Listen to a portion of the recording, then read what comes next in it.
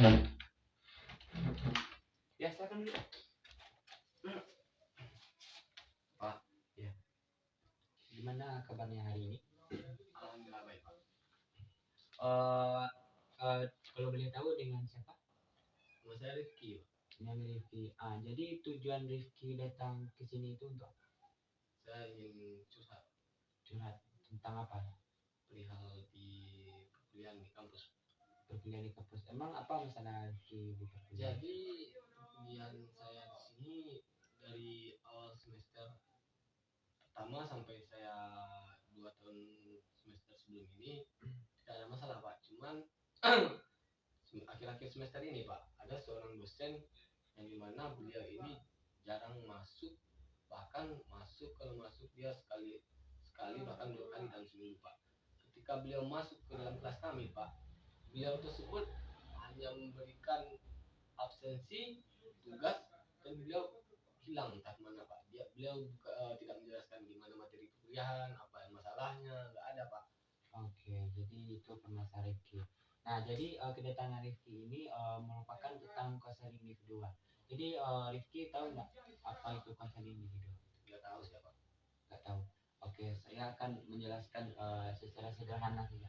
Jadi konseling individual itu adalah sebuah layanan atau bantuan yang kita berikan kepada konseling kita, seperti saya memberikan bantuan kepada Rifki tentang itu masalah perkuliahan ataupun masalah sosial ataupun keluarga dan karir dan segala dan yang lain-lain. Nah, jadi dalam konseling individual itu ada 4 asas. Yang pertama itu asas kerahasiaan, yaitu saya sebagai konselor akan menjaga rahasia klien saya yang sebaik-baik mungkin. Yang kedua itu ada asas keterbukaan. Jadi saya sebagai konselor ini harus memberikan pertanyaan terbuka kepada klien saya agar klien saya itu bisa memberikan informasi yang lebih detail. Yang ketiga itu ada asas kenormatifan. Asas ini tentang bagaimana kita menjalankan konsep konseling ini dengan sikap dan beraturan. Nah, jadi Rifki tadi bercerita tentang permasalahan perkuliahan. Perkuliahan Rifki itu tentang salah satu dosen yang Rifki katakan itu dia itu jarang memberikan materi, Masuk bahkan sekali atau 2 kali seminggu Pak. jarang masuk juga gitu kan. Jadi menurut saya kalau dosen yang Rifki sampaikan tadi dia metode pembelajarannya itu kurang disukai ataupun tidak disukai banget sama teman-teman Rifki. Rifki nggak pernah bertanya kepada dosen itu kenapa bapak atau ibu itu menjelaskan memberikan materi tapi tidak dijelaskan lebih detail ataupun tidak detail gitu. Saya pernah bertanya kepada beliau Pak. Ketika saya menanyakan perihal materi kuliahan, beliau cuma hanya menjawab di mana kalian membuat tugas, semua materi perkuliahan ada di dalamnya. Dan kalau perihal beliau jarang masuk, beliau hanya mengatakan sama seperti tadi Pak.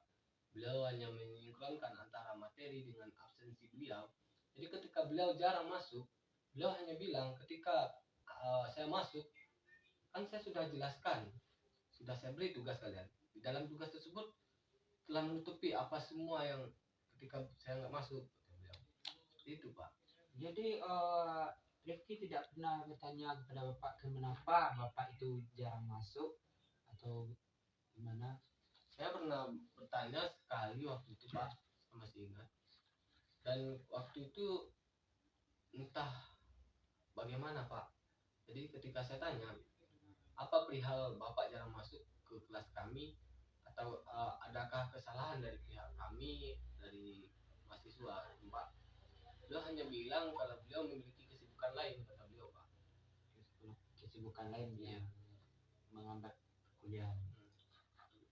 Kesibukan lain yang membuat kami semua ini menjadi terlantar Pak.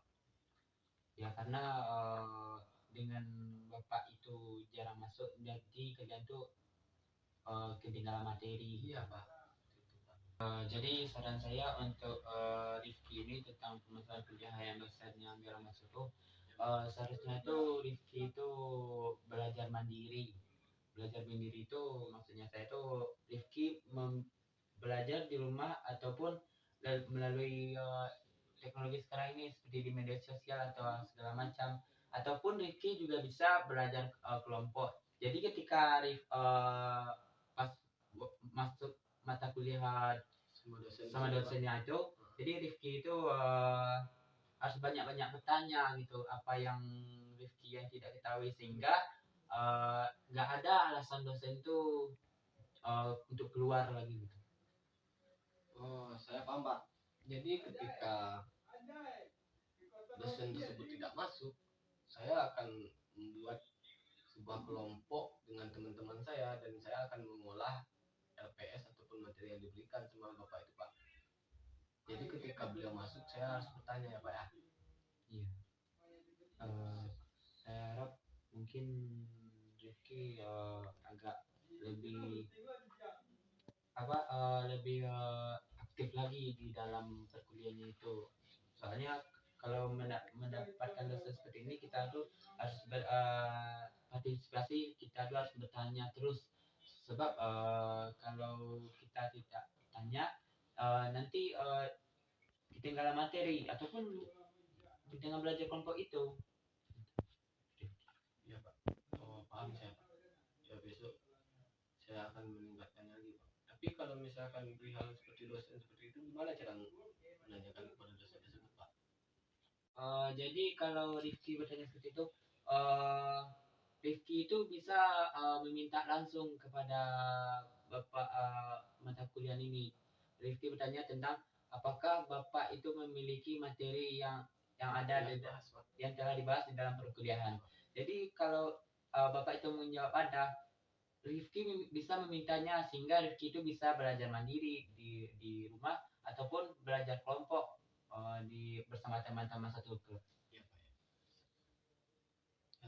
Mungkin itu saja sih Pak perihal permasalahan saya pada hari ini Pak. Saya terima kasih banyak kepada Bapak telah menjelaskan dan memberikan solusi terhadap masalah saya Pak. Mungkin saya akan menjalankan apa yang Bapak berikan solusi tadi. Ya Pak, makasih banyak ya Pak ya. Ya, sama-sama Rifki. Saya berharap permasalahan Rifki tentang perkuliahan ini cepat terselesaikan dan jangan menjadi ini beban bagi Rifki ataupun Rifki itu terlalu memikirkannya. Saya berharap Rifki sukses di perkuliahannya. Amin. Makasih banyak ya Pak ya. Ya. Saya izin pamit dulu ya Pak. Ya, Terima kasih banyak Pak. Assalamualaikum. Waalaikumsalam.